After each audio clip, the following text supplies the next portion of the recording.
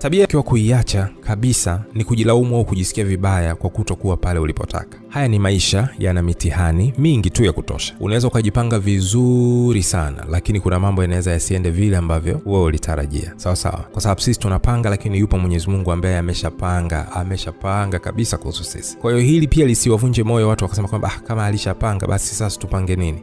Tunaendelea kupambana. Fanya sehemu yako huku ukiendelea kumwomba Mwenyezi Mungu, then na yeye atajua atakutengenezea vipi. Sawa sawa. Wanasema unaweza ukawa dereva mzuri sana barabarani, lakini akatokea dereva mpumbavu akakusababishia ajali. Kwa hiyo wakati ukiwa dereva mzuri sio kigezo kwamba sasa mimi ni dereva mzuri. No, unatakiwa kuendelea kuwa makini. Yaani kuwa makini iwe ni sehemu ya maisha yako, lakini kwa kitakachotokea uwe mwepesi kuelewa na kuangalia mbele zaidi. Acha tabia ya kujilaumu au kukaa unajisikia vibaya, kwa nini sijafika pale ambapo nilitakiwa kuwa, au kwa nini sipo sehemu fulani mimi nilitakiwa kuwa pale. Kitendo cha kufanya hivyo kinakupotezea muda mwingi sana. Huenda muda huu ungeutumia vizuri, ungeweza kukufikisha sehemu moja nzuri zaidi.